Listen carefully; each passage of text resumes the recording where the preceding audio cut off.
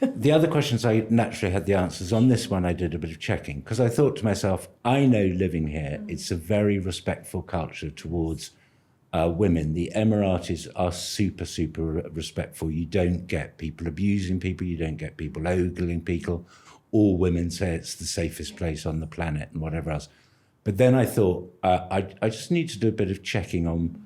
I don't think there is a sort of chauvinism in positions, unless it might be in international businesses, because it's very prevailing in internationalism. Mm-hmm. So I did some Googling, and I find that there are 9 female cabinet ministers, including the Minister for Tolerance, Minister for Youth, the Minister for Food. I find that there was big announcements about lady pilots and whatever. This statistic I found, I really didn't know, 66% of the public sector workers are female. Mm-hmm. There are 30% leadership female positions, 15% technical and academic. I don't know why that is. They've got to occupy 50% of the Federal National Council. That's legislated. They haven't got that in the House of Commons. That 50% of the Federal National Council has to be female. 30% of the diplomats are female. So that's kind of a bit balanced. Yeah, that's very interesting. And then another question that you wanted to ask about the diversity. So how does the legal profession in the UAE prioritise diversity, inclusion to promote these values, touching on what you just talked about as well? The legal profession specifically? Yeah. I really have to be completely candid, and I haven't myself, not that that means they're not doing it, come across any specific initiatives that I've read about. It may just be because that I'm not that connected to it, but I haven't really seen that. I think, do they feel there's a need for it? Maybe in the legal profession there is a bit of need for it. So I hope you're not going to record this for me. No, it's fine. I've slightly fluffed that answer. And do you want to ask about the Sharia law? Should we leave that one? We can edit this, don't worry. Question 5, do you want us to ask you question 5, or is that a tricky one? I mean, I can answer that, yeah. Yeah, okay. Do you want to go with that one? So another question that would be good to hear about is in relation to the role of Sharia law in the UAE legal system and how that may interact with other sources and areas of law that you may come across. Okay. Sharia is more relevant to what your business is. It's very relevant to family law. It sort of ripples through that. I'm a corporate lawyer. I don't really come across Sharia that much. In theory, you've got to make sure a loan agreement doesn't allow interest, so you have to structure it in a different way to comply with Sharia law. But Sharia law doesn't really impact commercial transactions. To be cynical, if you are issuing a bond and you want to make it Sharia compliant, there are a lot of Sharia scholars available, and you can find a Sharia scholar who may understand your structure better.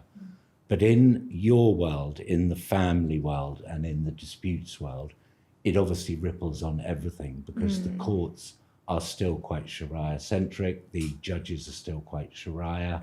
But they have differentiated now to like the Sharia court and the non-Sharia court, so they have now changed things. So our talk yesterday was on how things have developed for non-Muslims now.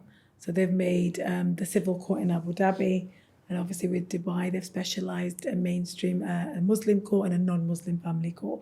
So they are changing things, quite a lot here. Okay. But it still obviously does impact things to a certain degree because the judges are still Sharia trained, so they've been having to be trained to deal with now not wearing that hat.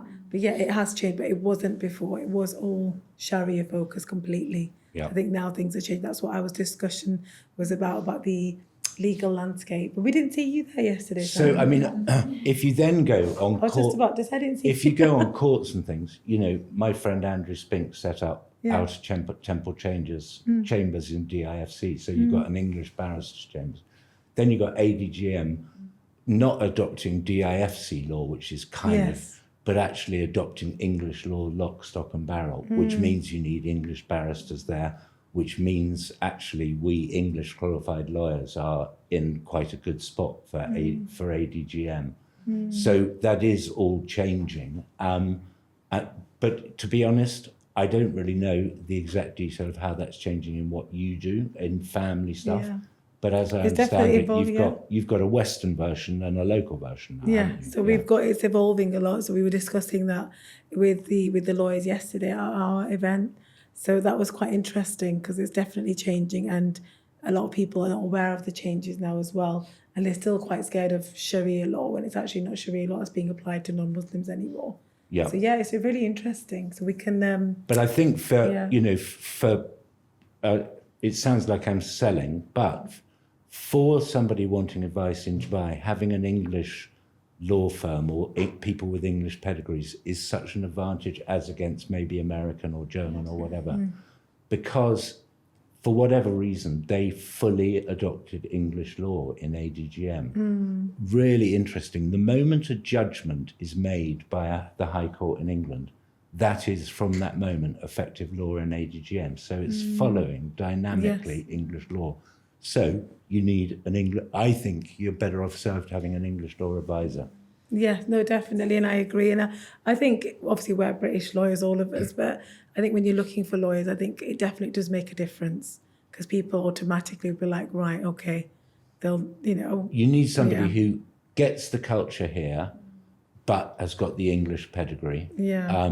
And then this really is selling Smara. But if you've got someone with the kind of religious and racial background in the right place as well, then you've got everything. And I think without that, there's a risk that you miss a trick, to be honest. Yeah. I think with a lot of dispute stuff, and I know even doing commercial transactions, getting the notaries to accept things, you've got to have that cultural sensitivity and understanding as well as the professional, legal and everything else. It's really important. Yeah. Culture is really important. No, of course. And I think when you've lived here for a long time, you kind of understand it. But I think the UAE is definitely a good market to be in. If you get in the right market and you do well, then it's nice, it's good. But Simon, thank you so much again.